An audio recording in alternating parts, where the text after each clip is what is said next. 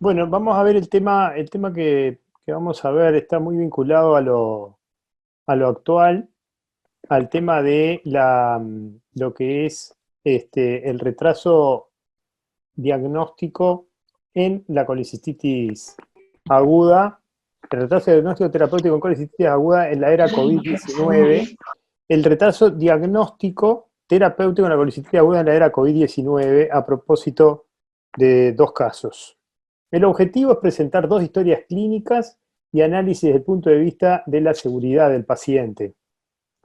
El caso primero es un paciente que ingresa el 21 de marzo, a una semana de haberse comenzado el decreto de la emergencia sanitaria, de 78 años, un paciente EPOC, clase funcional 3. Y el motivo de consulta era dolor en base, mitoras derecho, tos y expectoración. Un paciente que ingresa en ese momento sospechoso de COVID, se aísla el paciente y posteriormente, en los días sucesivos, se le hicieron los test, que fue un primer test y un segundo test de confirmación, los cuales fueron negativos. El paciente persistía con elementos infecciosos y el 26 del 13 consulta cirugía y el servicio de cirugía solicita una tomografía axial computada donde se ve un absceso interhepatofrénico y elemento de colecistitis aguda. El 27 del 3 le realizamos una colecistostomía percutánea y drenaje del absceso perihepático. El paciente tiene una buena evolución y es otorgada el alta posteriormente. El siguiente caso clínico ingresa el 9 de abril, es de sexo femenino, 72 años, una paciente que está institucionalizada, presenta un Alzheimer, hipotiroidismo y hipertensión arterial.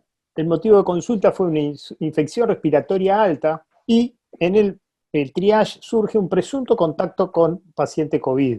El paciente se le aísla inmediatamente y se le realiza el test, el cual es negativo.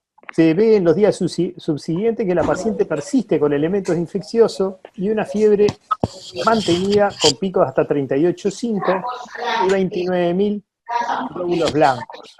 El 12 del 4 agrega distensión abdominal y dolor en hipocondrio derecho e hipotensión con toque de conciencia, deterioro de la conciencia, por lo que pasa a CTI y se realiza consulta con cirujano. Del ATAC vemos una colecistitis con pericolecistitis, leve derrame pleural y atelectasia basal. Se le realiza una colecistostomía percutánea y se encuentra un piocolecisto. La paciente presenta una buena evolución, al otro día es dada de alta de CTI y hoy actualmente está de alta quirúrgica. Con respecto al COVID-19, ¿qué es lo que sabemos? Que se incuba, el periodo de incubación es de 12 a 14 días, se presenta habitualmente con fiebre, tos y mialgias, anosmia puede tener, ageneusia también, pero hasta un 25% puede tener síntomas de tipo gastrointestinal, incluso diarrea. El curso de la enfermedad en 81% es leve, 14% es grave y 5% de los pacientes diagnosticados se estima que van a ir a CTI con una mortalidad que anda en el 2,3%. ¿Cuál es el problema al cual nos estamos enfrentando en este momento y a partir del cual estamos analizando estos dos casos? Primero que hay un desconocimiento clínico de la enfermedad, hay miedos y dudas sobre la enfermedad misma. Los pacientes, una vez que ingresan con el título de COVID o sospechoso de COVID, se realiza un aislamiento de estos pacientes, en el cual todo el equipo de salud, así como el paciente, mantienen medidas de protección personal para justamente evitar el contagio del paciente hacia el equipo de salud. Se realizan protocolos rígidos, dentro de los cuales está que los familiares no ven a los pacientes, hay poco contacto de los familiares con el equipo médico, es más, se ha estimulado a que los familiares no estén en el área sanatorial, como era habitual ver en muchas áreas de CTI, en los estares, los pacientes, los familiares esperando los informes de los pacientes o en los estares esperando horas y horas ahí. Acá estamos en un campo minado, que es el servicio de urgencias. El objetivo del servicio de urgencias es la estabilización crítica y la distribución de los pacientes. Básicamente lo que realizan es la gestión de qué problemas encontramos y bueno, la masificación y las demoras en los ingresos, siendo las demoras en los ingresos uno de los elementos que más atentan contra la seguridad del paciente y los retrasos en la terapéutica. Además, la complejidad y el volumen de estos pacientes, el cual muchas veces puede ser impredecible. Estamos de repente en una mañana tranquila atendiendo casos sencillos, y de repente llega un politraumatizado, un infarto y una sepsis en el mismo momento. Después tenemos elementos de presión laboral, el aumento de la toma de decisiones, si el paciente ingresa, no ingresa, la terapéutica que se le va a hacer, la fatiga en el equipo de salud. También hay elementos de falta de feedback y controles sobre las decisiones que tomamos y muchas veces sobre los ingresos que realizamos. También dentro del equipo pueden haber personal con mayor o menor experiencia, interrupciones frecuentes en nuestro trabajo. Y también el síndrome del trabajo por turno, que si bien hoy se tiende a una fragmentación de distribuir los turnos para evitar trabajar de turnos de 8 a 12 horas en la urgencia, también fragmenta la atención del paciente, está en contra de esto, que fragmenta la atención del paciente, muchas veces el seguimiento longitudinal en la urgencia. En el servicio de urgencia se toman muchas decisiones en poco tiempo y generalmente no hay un feedback, sobre todo en cómo realizamos nuestra toma de decisiones y las conductas clínicas que adoptamos. Y esto, sin lugar a dudas, lleva al error médico, destacándose que el error médico se estima en una puerta de emergencia, en un trabajo sobre 2.000 pacientes, que fue un quinto de los errores en el servicio de urgencia. Y en análisis de demandas se encontró en Estados Unidos que el error cognitivo estaba en el 96% de las causas de demanda por mala praxis. ¿Cómo razonamos para hacer un diagnóstico? Bueno, se plantea que la toma de decisiones están basadas en la racionalidad. Esa es la más prevalente, y habitualmente utilizamos dos sistemas de razonamiento. Un sistema que está impulsado por la intuición subyacente, no es analítico, y en general se basa mucho en la experiencia. Es lo que habitualmente hablamos de el experto, y es el modo racional del experto. También en estos casos está basado muchas veces en este sistema, es la medicina basada en la evidencia cuando nos basamos en ella. El siguiente sistema es el racional y metodológico, en el cual evaluamos y reevaluamos al paciente, nos basamos en textos, en evidencia, buscamos los resultados de las pruebas diagnósticas paraclínicas y buscamos los resultados de la respuesta terapéutica. No son excluyentes el sistema 1 del 2, sobre todo en el sistema 1 cuando está evaluado por un experto, el no seguir un patrón de conducta o seguir un patrón de los estudios, eso puede hacer que rápidamente utilicemos la racionalidad y la metodología para buscar un diagnóstico o una respuesta terapéutica adecuada. De todas formas, el sistema 2, que uno diría es el más seguro, el racional, el metodológico, el que evaluamos la evidencia, se presenta también acorde a muchos tipos de errores, debido a la fatiga, a las condiciones laborales, a los errores que puedan haber del laboratorio, de las técnicas diagnósticas, entre otros. Y en medicina nosotros tenemos diferentes tipos de errores. Por un lado, un error debido al apego excesivo a un diagnóstico particular, ya sea por un anclaje en un diagnóstico, en el cual nos ponemos un diagnóstico y evitamos pensar en otros muchas veces. Tenemos a veces sesgos de confirmación, no vamos a confirmar el diagnóstico que hicimos, o rápidamente decimos el diagnóstico del paciente tiene esto y hacemos un cierre prematuro del mismo. Sin lugar a dudas, no tener en cuenta diagnósticos alternativos, o muchas veces cuando son sistemas fragmentados, la herencia en la forma de pensar. Nos pasan un paciente, nos dicen las características que tienen, y esto muchas veces también es uno de los problemas principales con el triage que se hace en puerta, en el cual clasifica a los pacientes y ya nos toma una forma adecuada, diferente de pensar. También cómo se hace la dinámica del diagnóstico y muchas veces en lo que llamamos el enmarcado. Le ponemos un sello al paciente y seguimos con ese diagnóstico y pasan muchos profesionales marcando al paciente con un determinado diagnóstico. También podemos tener errores en la percepción o estimación de la prevalencia de una determinada patología, la implicancia en las características del paciente o el contexto en el momento de presentación. Estos dos últimos temas, la estimación de la prevalencia y el contexto de presentación, son una de las cosas que afectan fundamentalmente a esta patología que estamos viviendo ahora. De todas formas, debemos saber que el servicio de urgencia, la primera consigna que tiene es excluir enfermedades con peligro de muerte o pérdida de extremidades, entre otras, y no necesariamente realizar un diagnóstico final. Pero, sin lugar a dudas, no se deben de pasar por alto diagnósticos en el que el tiempo pueda ser un factor crucial. ¿Qué podemos hacer nosotros para mitigar esto? Primero, apuntar a una atención a la seguridad y organización del trabajo.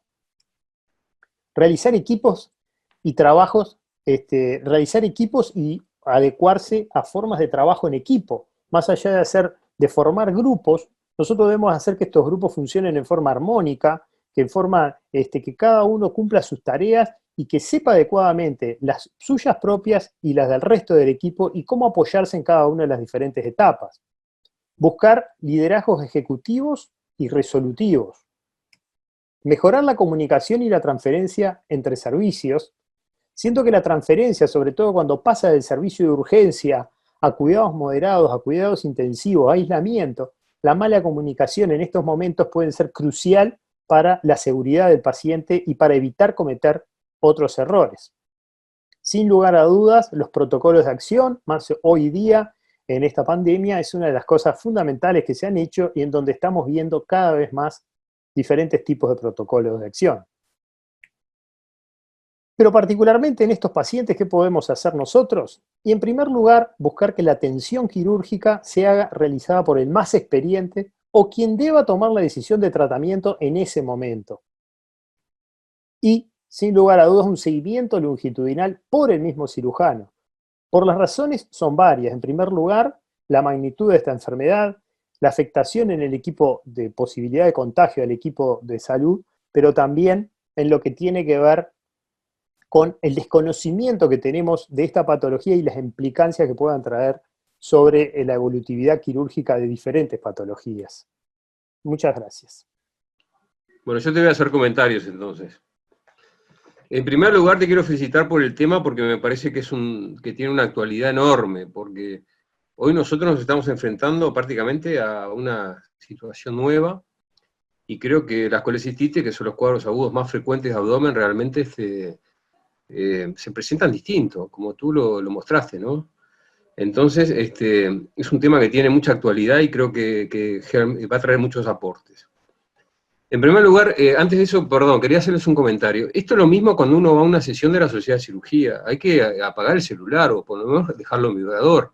Acá hay que apagar el audio, el que se conecta a las sesiones de la sociedad por esta plataforma, que es un método que lo estamos experimentando con bastante, que es muy bueno, desconectar el audio, es básico. Si no, pasa esto que es una falta de respeto al compañero que está haciendo una presentación. O sea, hay que tener el mínimo cuidado, como uno apaga el celular o lo pone en vibración cuando está en una sesión de la sociedad. Digo, eso es básico, creo.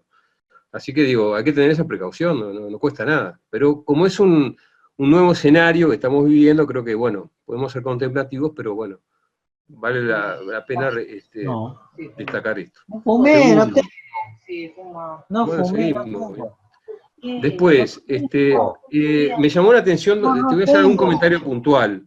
Me pareció interesante el hecho de que los dos pacientes de los test de COVID fueron negativos. Disculpa, y había Andrés. síntomas de sospecha respiratorios. Andrés. Sí. A ver, porque está entrando a cada rato hablando. IF Sánchez, por favor. Aparece IF Sánchez y se escuchan voces, niños. A ver si por favor puede tener la precaución de bloquear el micrófono. Discúlpame, Andrés. No, está perfecto. Es una plataforma nueva y bueno, hay que hacer ajustes. Hay que ser un poco contemplativo, está bien. Después, esos pacientes tenían síntomas respiratorios, estamos en un contexto de pandemia, y bueno, y fueron negativos. Pero hay que tener en cuenta que hay un periodo de ventana, que los pacientes pueden ya tener el virus, y sin embargo los test son negativos. Y además el test en la urgencia, los test rápidos, no están todavía al alcance o a disposición a nivel de los servicios de emergencia, entonces los test son diferidos. Yo creo que tienen más proyección en la cirugía programada oncológica, pero no todavía en la cirugía de urgencia. La cirugía de urgencia hay que hacerla, o hacerla sí o sí, y creo que más vale pecar por más, o sea, plantear que el paciente es potencialmente positivo, y bueno, tomar todas las medidas de precaución. Creo que un poco la llave para solventar eso va a ser, o mejorar ese aspecto va a ser, tener a disposición el test rápido en un corto plazo, pero por ahora creo que hay que manejarse con mucha precaución porque hay pacientes positivos que son asintomáticos o algunos que están en periodo de ventana, entonces hay que tener mucho cuidado. Después, esta enfermedad se presenta a veces con síntomas nuevos, la falta de olfato, de percepción de los gustos, o sea, esos son síntomas nuevos para nosotros, que hay que interrogarlos, me parece que no está a veces en el arsenal del médico de guardia. Los síntomas digestivos, que si bien son poco frecuentes, están. Creo que hoy estamos todos frente a un desconocimiento de una enfermedad que está modificando un poco las formas de presentación de los cuadros más típicos, eso hay que tenerlo en cuenta. Eso ha traído además las demoras en las consultas. Hoy los pacientes se hacen reticentes a consultar a los servicios de urgencia con lógica razón, porque nadie quiere estar ahora en una mutualista expuesto a un posible contagio. Entonces, hay que tener en cuenta eso porque yo creo que los cuadros van a ser cada vez más evolucionados y más complejos. Lo segundo es el aislamiento social. Es brutal porque yo no sé si a ustedes les pasa, pero yo tengo ganas de ver a mis hermanos, a ver a mis primos, y uno se siente como una especie de burbuja.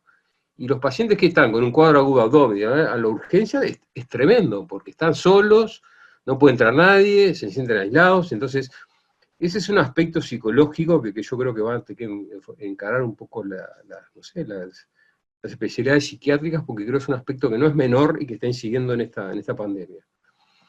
Después, creo que, bueno, hay algunas consideraciones que ya hemos hecho, ya se han hablado, que estos enfermos tienen que ser evaluados por los cirujanos con más experiencia. Yo a veces me parece como que se está generando un nuevo escenario, hay que tener cuidado con los triage, por eso estos pacientes a veces se encasillan mal, entonces las personas que hacen los triage tienen que por lo menos tener una orientación bastante firme para poder saber si es o no un cuadro quirúrgico, porque las formas de presentación son diferentes, hay que tener en cuenta eso.